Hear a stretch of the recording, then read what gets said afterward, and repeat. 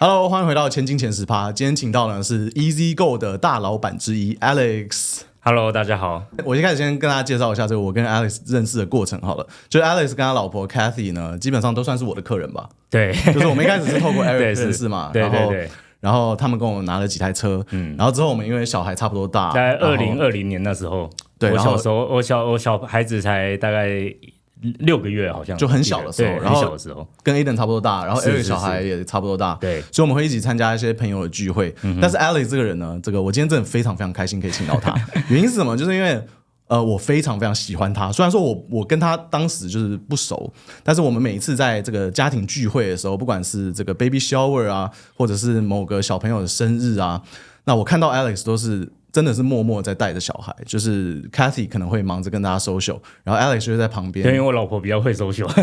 所以 social 的部分就交给他这样子。但是我觉得就是因为我见过非常非常多不同的人啦，就是各种阶层的人都有。然后一般来讲就是很少有就是很成功的男生，然后在带小孩又是这么上心的情况，就是我觉得。某种程度跟我蛮像的，因为我也是非常非常重视陪小孩的时间啊这些东西，所以虽然说我们平常没有说在聚会里面聊太多的天，对，但是我一直就是很喜欢你，我也跟我老婆说我一直很喜欢 Alex， 就是哇，我觉得这男人我的荣幸。所以Alex 现在他是 EZGO 的其中一个老板之一，然后跟他老婆一起经营这个公司。EZGO 算是应该算南加这边最大的华人物流公司了吧？对，继台湾的部分，对，我们就是我们已经经营10年了嘛，所以我们就是专门在做这个小包裹寄往台湾，然后跟台湾寄来美国的服务，这样子。听起来好像是一个很小的生意，但是我去他们公司的时候，我是直接被震撼到了，因为超大的。我不知道那个应该是有个几万尺吧，3万尺，反正就是非常非常大的一个仓库，然后规模也是非常非常大，公司很漂亮很干净这样。所以 Alex， 你今天你是富二代吗？还是你怎么走到这一刻的？就是没有，我们是白手起家。就其实我们创业的故事还蛮艰辛的。我们是从车库开始做，我们第一票货是从车库开始做。你说家里自己的 garage？ 对，家里自己的 garage 开始做。Oh my god！ 对，在2015年的时候出了第一批货，这样子。OK， 那当时是怎么接触到物流这个行业的？我一直都是从事这个物流产业，然后就是在因缘机会之下，我就自己成立了公司这样子。OK， 对。然后一开始是怎么从车库变到我看到的那个东西？就我们一开始就从车库嘛，那因为我一直有一些就是比较好的这个客人的 connection，那他们就是会来找我，就知道我自己创业以后，他们就来找我做。那我们就觉得，在车库做是行不通的，那我们就去做一个很小很小的仓库。OK， 那时候仓库就只有1000尺这样子，这1000尺大概可能就是正常一个客厅的大小吧。1000尺可能大概20几平左右。对，然后那个 office 就小到不行这样子。然后我们非常的就是起早贪黑啊，就是我们就是早上6点我就要开着货车出去收货，然后回来就开始不断的做这样子，就不断的理包裹啊、打包啊。然后你有自己开过货车吗？对，我早期都是我就是业务兼 driver 兼就是所有东西这样子，就是你做所有事情。哇，完全没有办法。然后我老婆就是当然是我人生的贵人啊，她就是没有她的话就不会有这间公司，因为她很鼓励我去创业。那我们这创业的这个路上呢，就是她也就是不断的扶持我。她从一个什么都不会，她就是从什么都不会的，她就先帮我做财务啊，做报表啊，然后做一些office 打杂的东西，然后到现在这样子是我们公司的 CFO， 就基本上合约啊或厂商啊洽谈啊都是他跟我一起出面这样子。所以 Cathy 他是没有接触过物流产业，从来没有。他以前、对他以前他做过很多，对他做过家具，他做过房地产，对，但是他没有做过物流产业。大家不用担心，因为我Alex 跟 Cathy 我打算水他们2集，就是接下来我会邀请到 Cathy 上来，因为我觉得他们2个都各有各自非常非常特别的特色。对，他有一个很独特的 personality 啦。哇，我都不知道，但我记得那时候 Cathy 有跟我讲过，说你们创业初期的时候真的是非常非常惨，然后是住在一个好像是一个雅房之类，然后只有一个床还在地上，然后每天要吃泡面什么，稍微分享一下这个故事。到底怎么发生什么事？那个还不是在创业初期啦，那个是在创业之前，就是我从台湾到美国的这个过程呢，其实我还蛮艰辛的，因为我是当完兵才来的。哦，所以比较晚，你没有在这边读书。对对对，我在这边念大学，但我没有在这边念高中。对 ，OK。那我的情况是这样子，我在台湾的时候，我曾经在那个咖啡厅上班。那本来就是打工性质，然后打工到我要到收到兵单的时候，我就后来就很沮丧，因为我之前是在美国游学在半年这样子，然后就被叫回去当兵了嘛。然后被叫回去当兵以后，就是这个过渡在咖啡厅上班，然后上到要当店经理的时候嘞，就收到兵单了。对，然后就被抓去当兵。那我到美国的时候，我其实是一个英文字都不会，就是我从 A 念到 Z 都有困难。真的假的？对对对，就是英文非常非常的差劲这样子。那你是怎么在那么短时间？对，然后我在当兵的时候，我就是每天就是晚上就大家在睡觉的时候，我就开始申请那个加班夜读，然后就念那个英文，然后念到大概12点，然后才去睡觉。那睡到可能2、3点就起来要站哨，站到4点，然后再回去睡到5点，然后就起来操课这样。所以你也是曾经睡1个小时，一天睡1个小时的那？对，我有看 Andy 的那个，我觉得我很敬佩他，就每天只睡1个小时。我没有那么厉害，但我平均睡眠时间大概年轻的时候在4个小时。那也是非常。那现在比较多，现在大概6到7个小时这样。OK， 那后来是什么因缘机会又来到美国了？那就是因为我一直很想回来美国这个地方嘛，然后因为我就觉得因为在台湾的话，我觉得我是一个很叛逆的孩子，在那时候。那 Me too。对对对，我觉得台湾的整个教育体系也好，或者是社会制度也好，都是被套路的。就我当下我会觉得说，我在过着跟每个人一样的人生，因为The best chance 就是说，你就是男生的话，就是你念建中，然后上台大，然后可能念个医或者当个医生、当个律师，这就是你最好的出路了。但我觉得这不是我想要过的人生。这样，那我觉得在美国，它是一个自由的领土嘛，就是你可以，也没有说到你可以读 whatever you want， 但是就是你可以做自己想做的事情。就是你今天你甚至就行行可以出状元，就是哪怕你今天做水电工，哪怕你今天做 cable，哪怕那时候还有 cable 了，现在当然比较少，对，但是就是在各行各业你都可以出人头地这样。所以后来认识，那你是怎么认识 Cathy 的？Cathy 的话就是也是朋友的，就是我参加一次他的生日 party 这样子 ，OK， 对，然后后来就遇到，对，哇，那我觉得真的，我觉得 Cathy 也是我非常非常敬佩的人，对对对，原因是什么？就是因为我的老婆 Vanessa。就是他认识我的时候，我也是在一个基本上是最糟的状态。对对对，然后那你跟我一样，我那时候我也是 dating， 跟他 dating 的时候，就吃饭都要 AA， 然后也没有都要 AA 啊，就我可能出了几餐，然后觉得靠就没有办法支撑住，真的是没有钱。是，然后喝个饮料，可能请他几次，然后我觉得哇，他怎么都不出钱，所以我们当时在一起的时候，一开始在金钱上，我觉得我们出现很多的争执。对，那你们有遇过这样的一个时期吗？我们没有争执，他一路都是很支持我，因为我跟他认识的时候，我是没房没车，甚至连工作都没有，因为那时候我打算就是我那时候已经辞掉我的工作，然后我想要去念 master 这样。然后我试图也想要考药剂师，但我后来发现就是读书可能不是我的强项嘛。OK， 对，然后我就是考了 GMAT， 然后成绩也不是很好。对，所以后来就又回去上班这样子，所以变得像是有点像是 Cathy 推着你去创业这条路。创业这条路的话，对，算是他有 push 我说，你都做那么久了，那你可以自己做。那直到我们创业的时候，我本来觉得我已经懂很多了，因为我在这个产业在工作上的话做了6年，对，那我觉得我已经懂很多，但直到创业那一刻，我才发现其实我什么都不懂，那我们就全部重新来过，这样子，超屌的。对对对 ，OK， 那 Alex 你做的是物流业嘛？对，那我觉得物流业跟全球经济应该都是有很大的关系。是的，是的。那现在这个2025年8月底，你现在觉得全球经济的状态是处在什么样一个状态？然后有什么可以跟大家分享的吗？就是世界上最大的3大流量就是人流、金流跟物流。那在疫情的时候，因为已经人流被卡死了，就你人不能出国，所以你就剩下金流跟物流，也就是相对证明说，在那个时期，金流是很旺盛的，就是资金在市场上的资金是用不完。然后物流方面当然也是，就是美国不管美国或亚洲也好，他们在这个资源上都很稀缺，因为尤其是这个防疫的部分嘛，对，就是这医疗用品的部分。那所以就在这个时候，经济它 supposedly 它是应该要遇到一个金融危机的，因为我们都说金融危机在每12年10到12年会发生一次。那在上一次发生的时候是2008年的金融海啸，那在2020年的时候刚好就是完美12年，对，就是 supposedly 它是要发生金融海啸了，但是也确实发生了股灾嘛，在那个时期确实发生了股灾，但我觉得现在整个社会的金融体系已经改变，那所以就是说它这个股灾并没有。就应该说，它股灾完以后，它很快也就恢复了，它并没有像08年这样子，它重置了非常久的时间。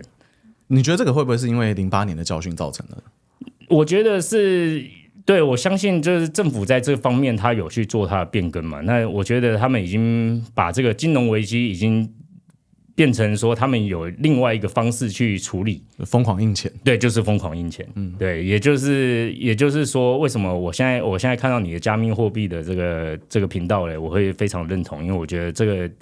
现在纸钞货币的这个金融体系正在崩坏，那它现在的就是市场不够钱，那我就印钱去处理，那就可以完美解决这个金融危机，对，所以这真的是一个我觉得是个无底洞，有点像是一个。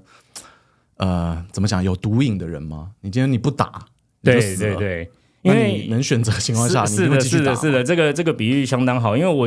为以往的金融危机都是采用这个自然疗法，就是说它就是让市场慢慢的去恢复。那现在的金融危机就是说 ，OK， 好，你市场缺钱，那我就印钱，对，那你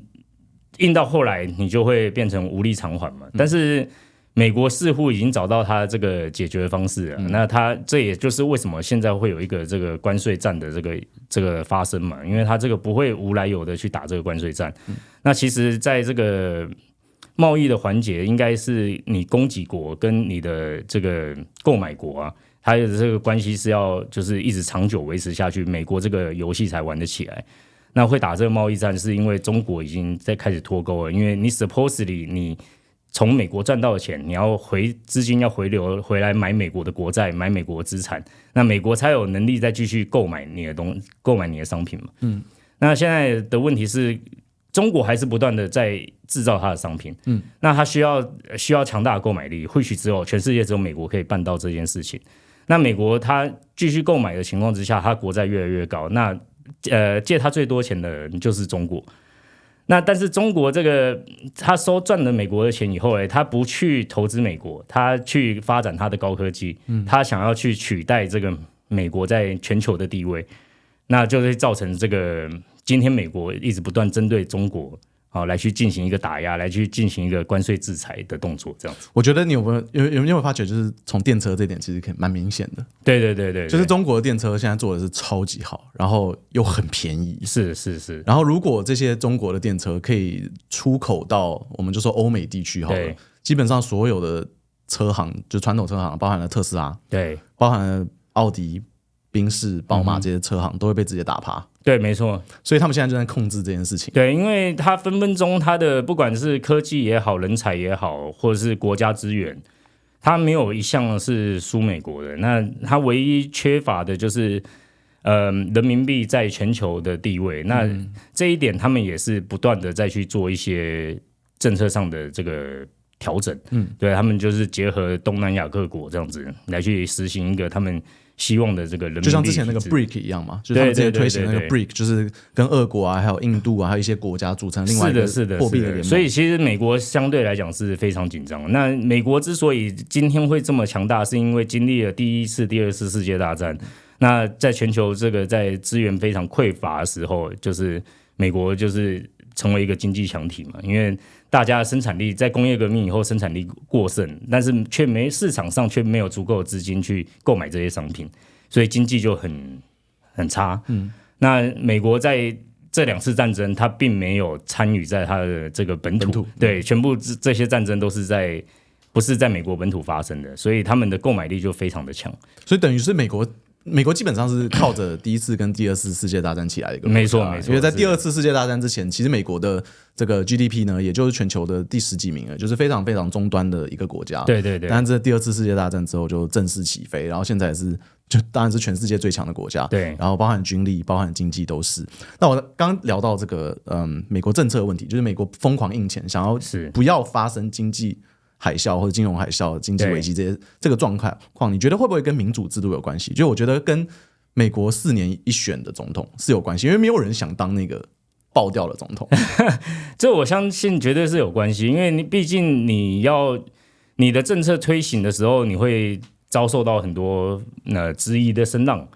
那大部分的老百姓你很难去跟他解释说，你国家现在正在面临什么样的问题，跟你要做什么样的事，要去拯救这个金融的状况。比如说，你现在是一个重度的，像你刚才打的比方，你是一个重度的那个毒瘾患者，你不能说你不单你这个事情，你并不能跟你的人民讲说，哦，我们现在国家就是染上毒瘾了，病入膏肓。那我现在要打针了，我必须要打药了，我才能那个，但是他就要做出很多看起来很 crazy 的手段。但是我觉得这幕后的这个团队嘞，虽然我们的总统川普看起来好像很疯狂，好像做事很不理智，但是我觉得他背后的团队这一切都是很有章法的在去操作。说到这个，我觉得太有感受了，因为这个跟过去4年简直是完全不同的东西。过去4年我根本看不到拜登团队他们有做任何的事情。对，因为你可以看得出来，他这个关税战大家一打的时候，大家就觉得说怎么会这么 crazy， 怎么会这样子？那这个通膨是不是要爆掉啦？那这个人民要受苦啦，看什么的？但是很明显看得出来，你这个通膨它只是这个关税战啊，它只是一个你谈判的筹码。今天你必须要把这个东西丢出来，各国才会愿意跟你谈。对，那事实也证明，你看不管是欧盟也好，日本也好，台湾也好，那美国对于他们都签到了相当就是有优势的、对美国非常有利的一个 deal。没错没错，那是这个道理其实跟我们经营公司是一样的，就是你不管在任何时候，你必须要做你国家最有利益的事情，对你公司最有利益的事情，你这个国家才有办法壮大。那当然这中间是很 nasty 很 ugly，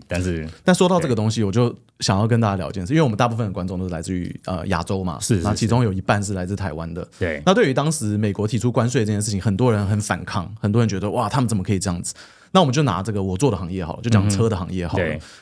所有的车子进口到美国，就以前啦，进口到美国是不用付关税的，因为美国对车是非常非常友好的，不管是欧洲来的车啊，对，汽车大国嘛，对，就是美国的这个从美国以外进口来美国的车子是不用付关税的。那很简单一个道理，就是大家在看我的频道，不管你是在台湾或者是在亚洲的各大地区，我们就拿台湾做个例子好了。今天一样的车子，我们就是一台 BMW M3 好了，在美国可能是卖7到8万的美金。然后进到台湾的时候，台湾人要购买这个车一样的车子，却要付双倍的钱，有的时候甚至要达到3倍，看排气量。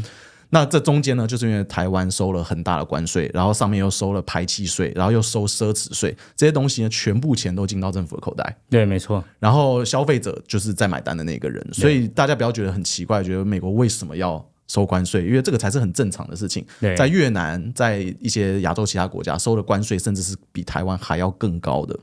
所以我就觉得这个民主制度，我也不知道该怎么解决这件事情啊。因为前几天我们有聊过嘛，对，就今天投票，那投票今天大家都是一票，是的。那今天这个民主的制度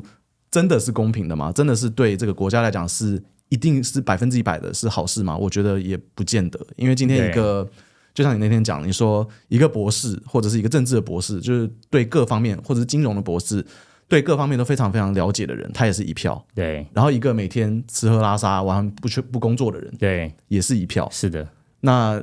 这样的一个制度真的是完美的吗？或者真的是对这个国家的发展来讲是好的吗？我觉得这个其实要打上很大的一个问号了。那我觉得美国说了这么多，虽然说民主的体系它一定会有优缺点，那包含了独裁体系它也一定会有优缺点，但是不可否认的是，我觉得美国社会给我们的东西是给所有想要努力的人都有一个机会，对，有一个机会。所以这点我相信 Alex 是在美国创业，然后现在对非常非常有感。对，然后我也是在美国创业的，然后我也是靠着自己白手起家，然后从什么都没有最低工资走到今天这样子。所以我觉得美国这个社会还是会给想努力的人非常非常多的机会。因为这件事在台湾你能发生的机会就是微乎其微，可能还有吧。对，几乎应该还是有。我常常开玩笑说，你的 base chance 大概是就是卖盐酥鸡。这听起来很沮丧。对，因为基本上你台湾的这个整个结构已经很固化，因为你在台湾工作，你第一个要面临的问题就是你的低薪环境，就是哪怕你今天到你的月薪已经到6-7万了，其实还是很低。对，但是在台湾已经算不错了。但是你以台湾的房价、物价，其实我们回台湾都知道，就是你去消费不会比较便宜，并没有比 L 便宜。你包括吃，然后分量还小。我觉得吃是要看等级啦，就是假如说我们今天吃卤肉饭什么，当然是非常便宜。但是如果今天你要吃好的食物，跟美国基本上有过之而无不及。对，因为你说的那些是 street food 嘛，就是你那些小吃店啊，或者是夜市啊这种，那当然是很便宜。但如果说以上餐馆就是上馆子这样子的话，我觉得消费其实几乎没有区别。我觉得没有区别，然后房价也比美国贵很多，就普遍的台北市的房价是非常非常贵的。对，然后就各方面的开销啦，就是没有比较低，并没有比较低，但是薪水却非常非常低。对，这是一个还处于一个低价劳工的这个阶段，这样子。说到这件事，我想跟你就分享一件事情，就是我妈以前是在远东航空做总经理的秘书，是。然后这个是大概她退休应该已经20几年了。然后当时她退休的时候就20几年，2000年初的时候，她做一个秘书的薪水将近8万台币。OK。现在一模一样的工作大概3万多。还倒退了。所以这件事情你不觉得就是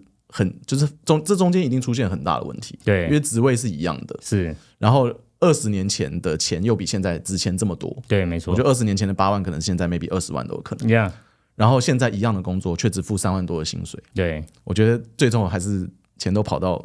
前端人的口袋里面。因为现在刚刚讲到这个金融体系吧，就是因为现在美国的做法就是我不断的印钱，但这些钱最后到哪去了？真的有回到我们所谓的中产或者是普罗大众这种低阶层的这个消费族群吗？其实并没有。那这些钱其实是到了资本家手上。对。那因为只有资本家他才有能力在拿着这些钱去抄底更多的国外的资产，去海外的资产。那这样子的情况之下呢，美国金融体系才可以一直维持在一个就是全球顶端的这个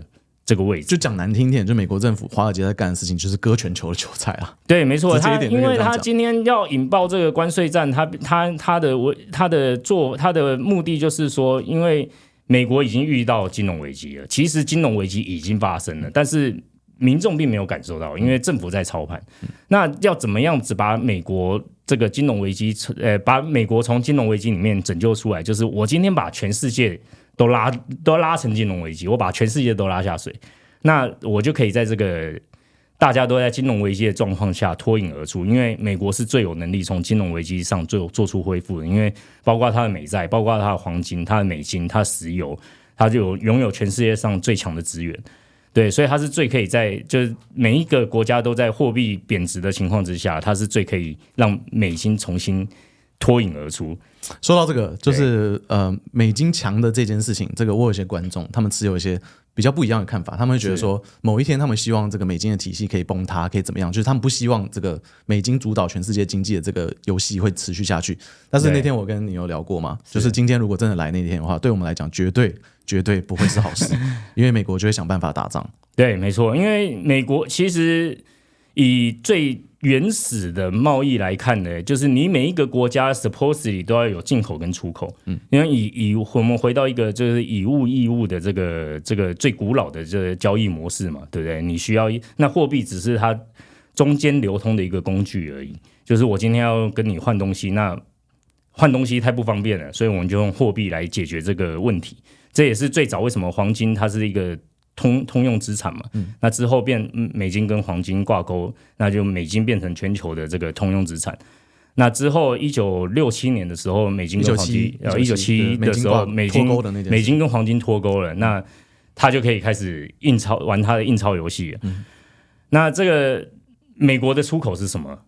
美国出口除了高科技产品，接下来就是军火。那所以这个也是军火商一直在美国就是扮演一个很大资本家的角色。所以真的在美国经济它负荷不了的时候，它必须要有一个宣泄的管道，它必须要有一个就是出口，它必须要让这个东西出口，它才可以获取到更多的资金嘛。那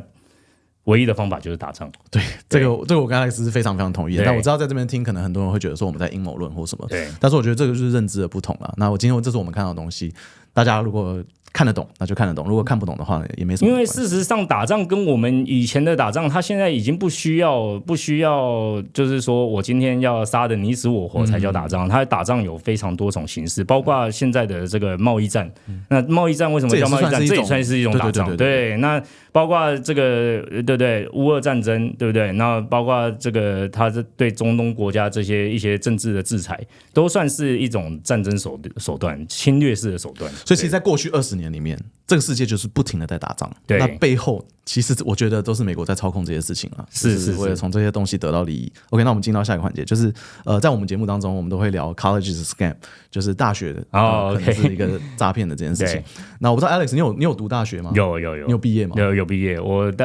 还蛮努力念大学的。对，当时是读什么学校？我念的是那个 CW， 就是 Central Washington University， 在靠近西雅图那边，旁边的一个小城市这样子。那我大概分享一下这个东西是什么意思哦，就是说 college is scam 当然不是在说就是医生啊、律师啊或者这些专业这些专业是一定需要读书的嘛，是。但是超过80%以上的科目，基本上毕业之后，这些人真正在工作跟他们读的东西有关的这个比例只有不到20%。对，没错。就是大部分人他们都是在做一些不是他们读的事情，不是他们本业的东西。对，那如果要做不是本业的事情，为什么要在读完4年 college， 然后背了一个可能10万到20万美金的这个学贷之后再出来做？我不知道 Alex 怎么想，就是今天你出来创业也在做生意做了10几年了，你觉得现今2025年学历对于大部分的职业来讲还是很重要吗？就像我说的，这个其实社会对每一个人都有他相对程度的这个 expectation。好，那今天你要学历，它是一个基本门槛，就是你今天你想要做一件事情，你必须，除非你是富二代，除非你有第一桶金，otherwise then most of people 他需要先去 get a job，他先去有一个第一份工作。那你要怎么样得到这个第一份工作？最直观的就是你的履历表。所以我觉得学历这东西当然不是学历越高越好，但是我觉得它是一个基本门槛，你需要去完成它，它是一个过程，它是一个人生的过程。对，就是虽然我们现在可以透过很多东西来学习，包括是网络上也好，或者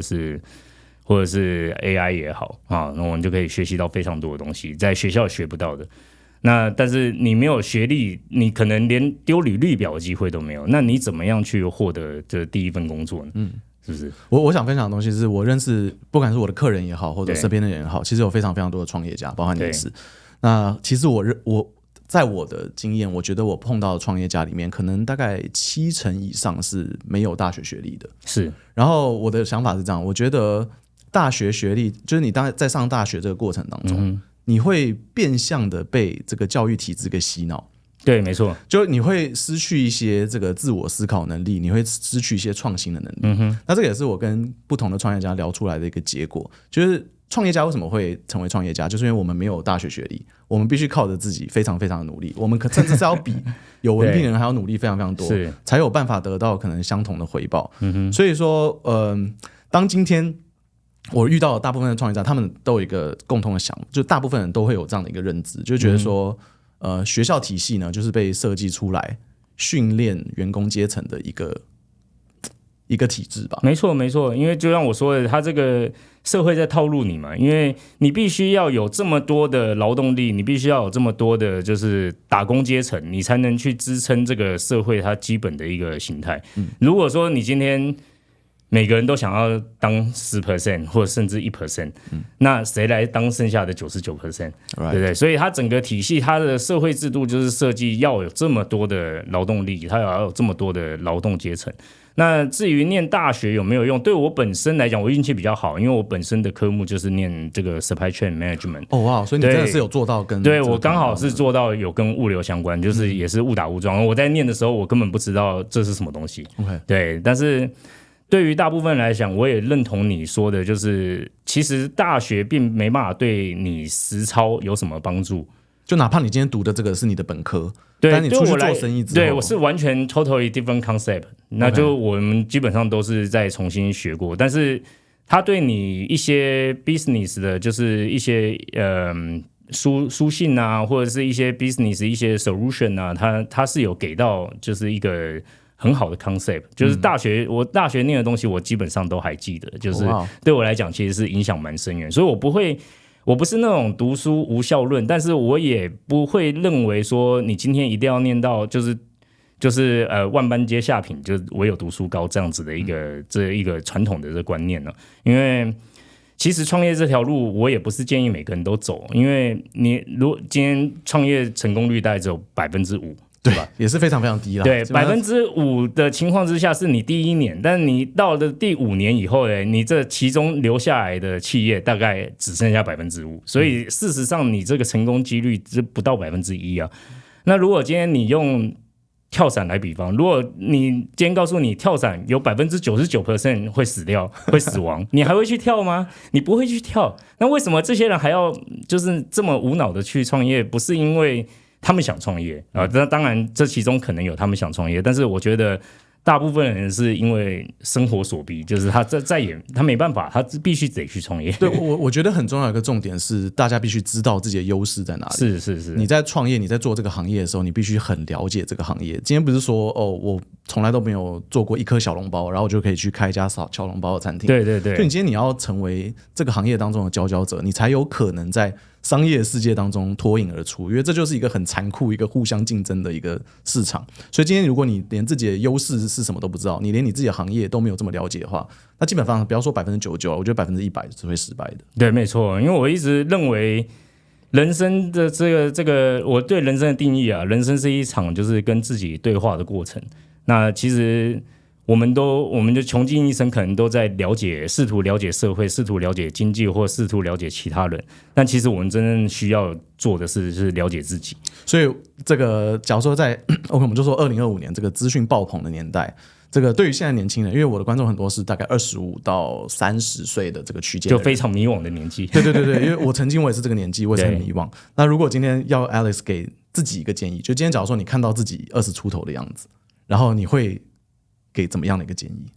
就不要后悔，就是你今天做任何决定，你都要相信，因为你人生只有一次，那你做任何决定，你都不应该去后悔。哇 ，nice， 这跟我真的是一模一样。对，就是因为你必须要对你自己做的决定去负责。那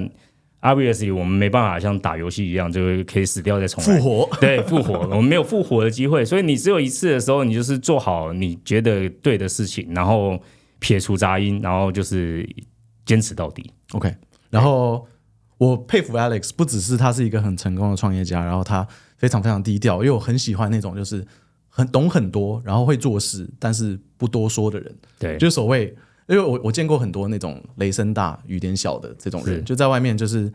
侃侃而谈，然后谈他怎么投资，谈他怎么做事情，但背后其实没有东西的。所以我非常非常，就我很喜欢啦，就是很低调的人，然后但是背后却懂很多的人。那不止我喜欢 Alex， 不只是这一点，其中一点非常非常让我佩服的是他对他老婆的一个尊敬的 respect 的态度。对，所以你对 Cathy 是非常非常非常 respectful。那这件事情呢，其实在很多大部分成功的男生上是找不到的。就是很多成功的男人，他们可能会可能是因为老婆支持或怎么样，或者是他们今天原本不是很有钱，然后突然变得很有钱了，然后他们就开始对老婆大小声，对，然后去外面找小三，然后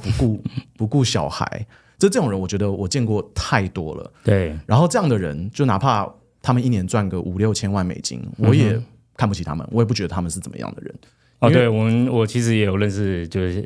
这个圈子的人，这种圈子，对，所以我在这个上面我非常非常佩服你，因为 Cathy 她是一个比较怎么讲，比较 polarizing 的一个人吧，就她非常在外面很会 social，然后有很多自己的想法。那 Alex 身为一个创业家，他一定也会有自己的想法。对，所以你们相处上你们相处方式是怎么样的一个方式？我很好奇，是你会让着他吗？还是这是一个互相的关系？就一个我们个性其实算是蛮截长补短的，因为对蛮互补，对，就包括个性上或者是处事上，这样就是蛮互补的。那他是一个，他不是我这样讲好像不是很好，但是他不是一个很聪明的人，但是他是一个很有智慧的女生，这样子。OK， 我觉得女生有智慧非常重要，对，有智慧非常重要。对，那他觉得我懂的就是专业知识，那他的部分就是他很会跟人去人与人的交流，对，人与人的交流，对，所以我们刚好就是在这方面挺互补。那我是比较抓大方向，在公司的经营上面，那他的话就是他的管理啊，他的就是一些公司的这个细节，他是可以弄得非常的好。我觉得这超级难得。对，因为你看我们公司我们应该是物流公司里面是最漂亮的，就是在这不一定没有到碧丽堂皇，但是绝对是干干净净、整整齐齐。我觉得能跟另一半工作是一个非常难得的事情，因为我跟我太太就不可能一起工作。对，我觉得基本上是没有，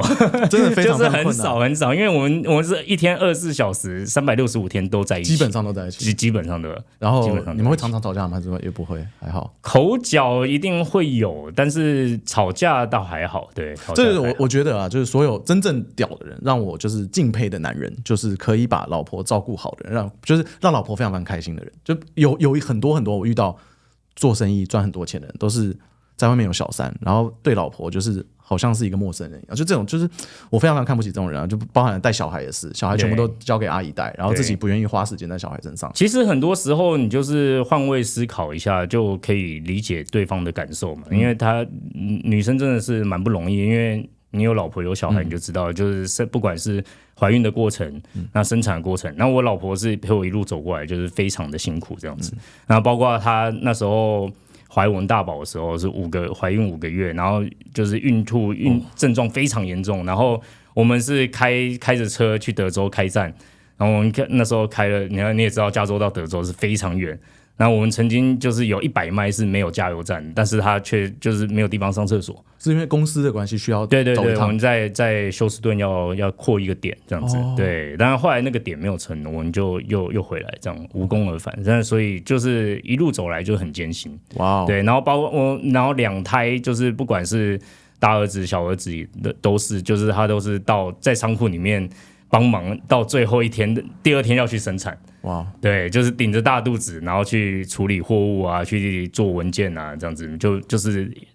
非常非常支持。对，我觉得对，就是我们所有在看我的观众朋友，我都希望今天或许你还没有赚到钱，或许你在生意上还没有成功，但是今天如果你生意成功了，然后身边有个陪着你的女人，一定要好好的对待她，要好好珍惜。对，因为真正成功、真正屌的男人是把自己的老婆照顾的最好的那一个人。OK， 那接下来我们聊一下人与人的频率好了，因为其实我跟 Alex， 这算是我们第一次很深层的1对1的聊天。对，然后这件事情，因为平常小孩子太多了，对，然后这个我觉得非常非常妙，因为Alex 其实不知道我的频道，然后呢是在4、5个月前的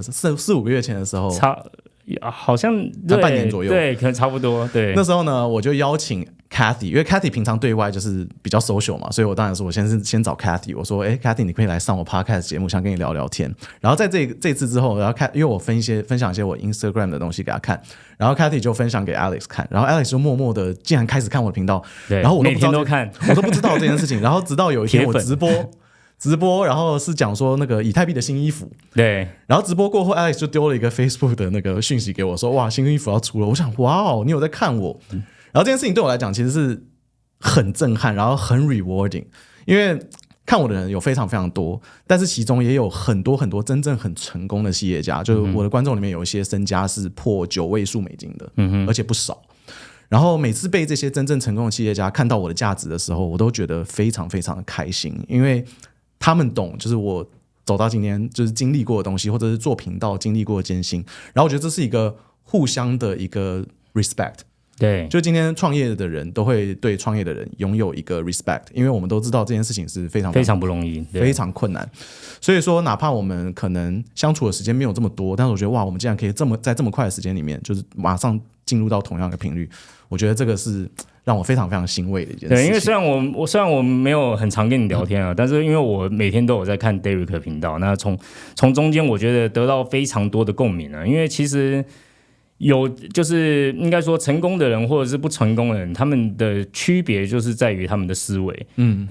你今天所有的财富都应该是在你的脑子里面，就是当你打开那扇门的时候，你的世界可以是无限宽广。但是如果你今天没有打开那扇门，你就是永远都在抱怨。我觉得就是永远要持有一个 open mind。没错，就今天你不管你在这个板块多厉害，不管你做某些事情已经多屌了，你永远要就是持有一个敞开的心胸，对，就每天都要学习。我每天都在学习，因为像以我本身做物流来讲，我已经做物流做16年了。但是我觉得我还是一个小白，我的每天都是抱着一个我还是一个小白的心态去学习所有这个相关的知识，这样子。因为物流千变万化，就是包括我相信金融也是，就是每一个领域它都有它不断的这个世代的更新啊。那包括这个物流的环节也是，你现在甚至中国都已经在无人机派送了。那美国当然还是在用这最早的这个卡车啊，但是你说这个会不会有变革的一天啊？我相信这一天就是不会太久啊，这个不会太久。所以每天你都要学习新的事物，然后增加你这个行业或者是你增加你这个领域的专业知识。你才有办法一直在这个产业里面生存，就是要知道什么时候要转型了，对，因为你要知道，在2020年甚至在更之前，你在洛杉矶是你一个 Plaza 可能有6间快递店，对，你一整条 San Gabriel Valley 有200间快递公司，现在基本上挂光了，现在基本上没有，对，基本上就是10根手指头数得出来，所以这个产业是非常非常竞争的。当然，它不是一个很美好的产业，但是它是一个门槛相对比较低的产业。那你要在这个产业脱颖而出，你必须要下功夫。OK， 对，必须要去更新。我们接下来聊聊投资吧，因为我知道 Alex 对于整体经济呢，就是一直都很有研究。对，我对总体经济学我是蛮有兴趣，但我对投资我真的是不行的，因为我其实比你早进市场可能几年，但是我的投资一直都不是很好。然后一直到看了你频道，就是因为我一直觉得持续 DCA 这件事情，这是一个很入门、一个很基础，大家都知道，就是定期定额。但是它其实更某种深层的意义来讲，它是一个心法，它是一个 self discipline， 你必须要一直不断的持续去做这件事情。那其实持续做这件事情是非常难的，是最难的，对，是最难的。就像是大家都知道 S&P 500每年就是8到12%的收益，对，但是你就是大家都赔钱，对，但是你不会去做这件事情，对，你就是大家就会赔钱。我记得那个前几天我们有聊到，就是 Alex 有聊之前你有投资 Overstock 的这个股票，分享这个故事给大家听。对，我 Overstock 我跌了非常大一跤，那时候好像在股价19块的时候我就有关注我。Overstock 是有点像是跟物流有某种蛮大的关系，我觉得它是一个网络上的一个像是销售平台，对，但是他不务正业，他跑去做区块链，对，OK， 对，那时候他的股价大概在19，我记得好像17块，我就已经在关注，然后我进场大概是19块陆续进场这样子。然后后来他 CEO 就带头卖股，卖了好像4万股吧，对，然后股价就崩到好像剩7块 ，OK， 就19跌到7块，跌了大概60%，对，然后这样子大概维持了1-2年，1年还是2年我忘记，反正我应该有报好几个月至少了，然后一直到他股价回到好像11、12块还是13块的时候我卖掉，然后接下来隔天就。对，隔天就涨到150块。哇，是因为当时有什么消息吗？还是就是应该就是好像是就是加密货币它有一些就是好的消息嘛，所以它这个股价就上去了。对，所以这个故事再次告诉我们说，就是 DCA 的重要性了。那我们其实，在市场当中就是要定期定额的去布局一个你长期看好的东西。对，因为我们永远不知道它什么时候会涨。对，因为我们一开始投资，大家都是大家听信一些什么博主也好，或者是一些就是大家分享啊，或者是操盘手啊说哪只股票会涨啊，你就无脑去投啊，上杠杆做多。上杠杆做多，我是没有，但是我相信很多人会做这件事情，因为大家都是就是我觉得 David 每天都在一直告诉大家一样的事情哦，就是不要投机，你现在是在投资哦。那我其实比较少放在交易市场上面，因为我以前对我投资的理念呢，就是说，与其我放钱在这个我不熟悉的领域，或者是我不熟悉的专业上面，我宁愿把这些钱拿来投资我自己，投资我公司哦。所以我们公司才可以从这1000尺的规模发展到3万尺。这就是我们把赚来的钱基本上都投入在这个公司上面，这就是我的投资。所以大家要记得，这个投资自己的这个投资报酬率呢，永远是最高的，永远是最高，因为这个东西在你脑海里，它是不会不见的，它只有这个东西，它不会被任何的事物啊，或者是世界上发生任何的事情，它不会被夺走。那其他东西都是你很容易，包括你的财富，包括你的银行，包括你所有东西都是。很有可能在一个金融海啸，或者很有可能在一场战争里面呢，你就什么都没有了。对，说到这个呢，我 Alex 还有一个就是，其实大部分成功人士都拥有的一个特点啊，就是他不会去投资一些他不懂的东西。对，就是他今天他一定要研究了之后，做了功课之后，他觉得这个东西好像还行，他才会接触在上面。那这个包含了就是因为大部分现在的年轻人，很多人他们不管是进入到加密货币的市场，或者是股票，他们都不做功课，他们就因为某某人说了这个会涨，他们就去买。然后一跌了就怪东怪西的，然后都不去检讨自己为什么没有做功课做这件事情。那 Alex， 你曾经有跟我讲过说，就是当时 FedEx 的股票就是也是运输业嘛，对对对。那它跌到很低的时候，你是完全不会紧张的，原因就是因为你对于它比较了解嘛。对对对，因为像 FedEx 那时候它之所以会暴跌的原因因为它跟亚马逊已经就是解约了，就是亚马逊不给 FedEx 包裹。但是我其实因为我在这一行，我很了解这后面的背后原因因为亚马逊是这样，他把最好派送的区域他拿来给物流业者投标，那把比较相次好的嘞，就是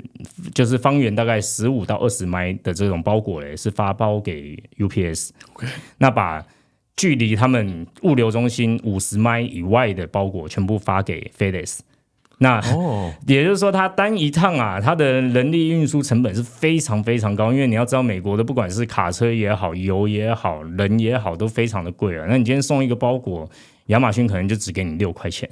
4块钱。那你要送一个50迈的包裹，你可能今天倒贴都不止。那我觉得对我来讲，我觉得这个生意当然是不能做那烂坑。对，因为它虽然体量非常非常大，但是你要知道，亚马逊背后它要做的就是取代这个 UPS。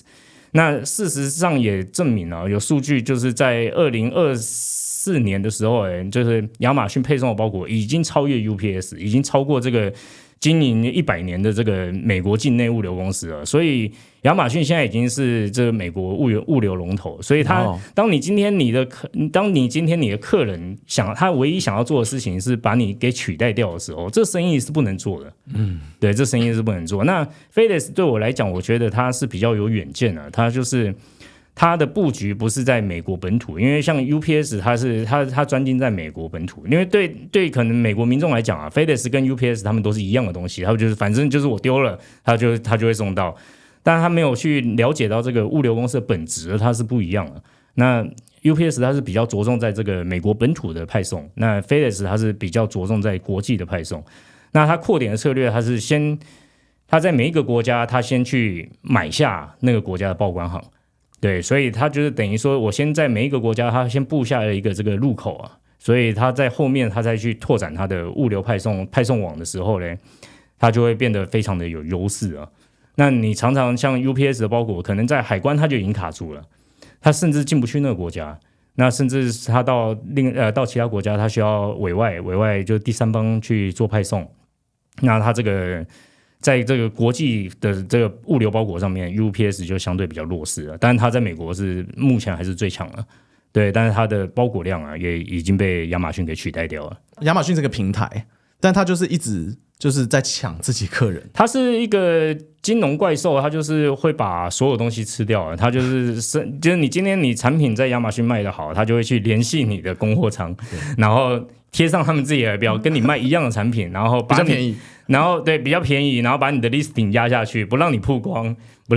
然后让你的 review 越来越低，流量越来越小，然后他们去把你取代掉。对，这真的是非常黑。因为有个朋友他也是做鞋子的，是他在亚马逊上卖鞋的，对，然后真的是被抽烂，就那个 commission 真的被抽烂。当然早期你做亚马逊很爽，但是以前很爽，但是所以这个东西就是我觉得，因为像我有朋友做亚马逊已经做20年了，那当然前期做的时候是赚非常多钱了，那现在的话也是很惨，因为他就是无故他会去锁你的账号，会挑你一些小毛病，他去锁你账号，那你是完全就是没办法再有这个流量了，那你的货物会出不去，那你会 stuck 在那边，就非常的无助。那这个东西，其实你过度，不管在你今天在做生意也好，或者是你做任何事情也好，你过度依赖一个资源啊，都对你来讲是一个很有风险的事情，像我们投资一样嘛，你过度依赖在一个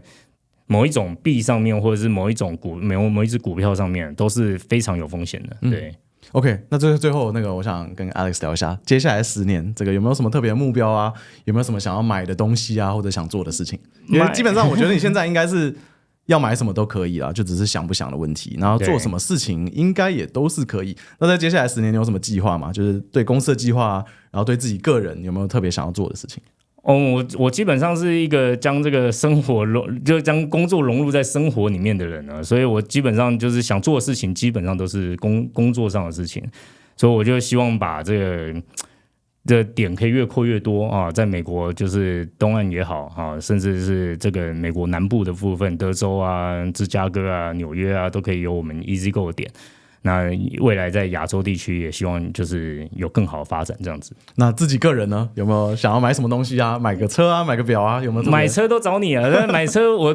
对这些物欲相对比较还好啊，就是你说没有是不会啊，但是我对于这些我觉得就是满足个人需求吧，就像你说的，就怎么舒服怎么来，对，怎么舒服怎么来，就是我觉得最重要的东西还是陪家人啦，就是陪着小孩长大，这个是对，因为这个陪小孩子长大，这个是无可逆行的一个时间啊，就是他们孩子长大的速度非常快。你像 Aiden 现在已经是快要6岁了，已经快6岁了。对，我大儿子也是5岁半了嘛，所以这大的速度非常快。那